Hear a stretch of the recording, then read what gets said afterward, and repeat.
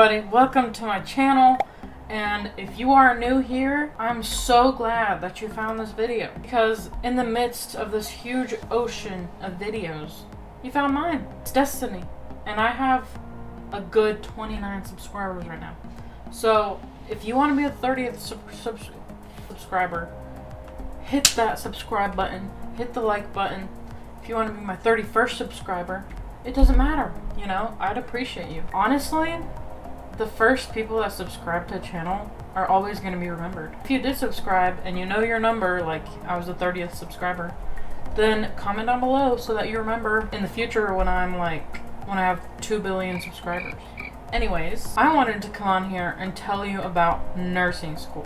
Whether you're starting nursing school right now, or you're going to start it later, or you've already started it, this video is for you. I'm going to try to be as helpful as possible, but you have to understand, I'm not the one who's going to make you pass nursing school, you know? It's a tough journey, it really is.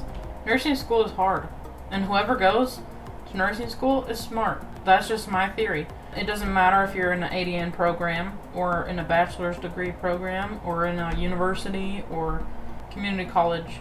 It's fine. If you're in nursing school, that's a big deal. By the way, look at my cat cup. That's the first tip in nursing school. Get a cat cup. I'm kidding. Okay, let's get right to it. My first tip for nursing school is to stay consistent with all of your work. I, myself, am a horrible procrastinator. If I could wait till the last minute to do something, I will. Like, don't even doubt that I will do it late. If you stay consistent and you do things every single day, even if it's just a little bit, like if you study for 15 minutes a day only, that's already better than waiting for the last day of the test. Stay consistent in your studying, in your work, in any projects you have. Every nursing school is a little different. Number 2, get a planner and write down all of your due dates. I'm not kidding. Right when you start a nursing class, look at the syllabus and write down every little thing and when it's due. And if there's any changes to that, because there probably is changes, write that down. I'm going to show you my planner a little bit. Buy a planner that you love from anywhere, it doesn't matter where. Take different colored pens, and for clinicals, I picked purple. For exams that are not important, this is just like a practice exam for the NCLEX, I wrote that in green, and tests are in red, and so on and so forth. One thing I love doing is to aggressively mark out whenever these things are done. That feels pretty good. And also, if I made a good grade, I even make myself proud and I put a little smiley face, as if I'm a teacher grading myself. This will help you stay organized, and it also will help you feel accomplished because you marked out everything that you need to do for that week. Planners are very useful, but sometimes I just don't want to read the whole thing. Along with the planner, I have this cute little to-do list. Mine is crazy right now because I'm at the end of the semester and I jotted everything I need to finish by the end of the semester. I aggressively mark out everything I've completed. Having a to-do list, maybe weekly or daily, is also very helpful and helps you feel more accomplished. Number 3 is to have a checklist on your phone for clinicals. For nursing school, you have to go to clinicals maybe once a week, maybe twice, it depends, but you're gonna have a lot of clinical hours, and for that, my school in particular has very strict rules and policies about what you can wear. You have to have black socks on, you have to have this, you have to have your watch. Since COVID, we had to have a face shield. A lot of times, if you forget that stuff, you could get in trouble. So I just literally kept a list on my phone and looked at it every morning to make sure I grabbed everything. Like, the list had watch, badge, my clipboard, and things like that. This checklist is an easy way to remember everything before you leave the door. You just look at it, you glance at it, and you know you got everything. Number 4, when you are learning the material, trust me, think like a nurse. If you're learning about some topic and you're just not connecting the dots, pretend like you're actually working with this patient in real life, and this will help you remember.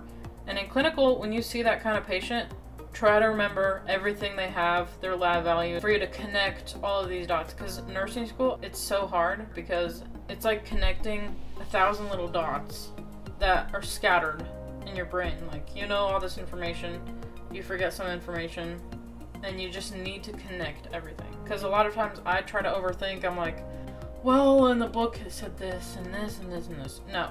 Think like a nurse. What would you actually do? Number 5. For exams, you have to remember the ABCs. Airway, breathing, circulation. You have to remember that throughout the whole thing. You have to remember Maslow's hierarchy of needs. First, the physiological, like the breathing and stuff, and safety, and then this and this, and then self-actualization. You have to remember that because a lot of test questions are wanting you to make a choice. Which one are you going to do first? And you have to pick the safety or the bottom things of the pyramid first. Remember the lab values. The lab values are hard to remember because I memorize them and then I forget them, and then I memorize again and I forget. I memorize again and then I forget. It's just this cycle that keeps happening. So just keep remembering those lab values. And you have to know what the lab values are for, and this will actually help you remember. So like potassium is very important for your heart and your heart rhythm and stuff, and you just have to know that. Number 6, if your college offers open lab, go to the open lab to practice skills. You have to practice them. And my school does medication checkoffs where they watch you and you have to decide what to do. There's also a skills checkoff, and so it's important to practice all of this stuff, know how to use an IV pump, all this basic stuff. You have to know it. So if you have an opportunity to go and practice somewhere, do it. You have to do it. And also the teachers are going to like you better. Number 7, if your college provides PowerPoints for you to study, put them all on one document for each module. That's what I did to just stay organized. I hate having a bunch of PowerPoints open and like going through. They're kind of pointless. I like to put them on a separate document. I usually use Google Docs because I could access it on any computer and study. And this really helps me know what's going to be on every exam. I know exactly what's going to go in there in each exam. It's also helpful because you can type in your notes, you can change it up, you can make it bold, you can do whatever you want with that, and it's really helpful for me.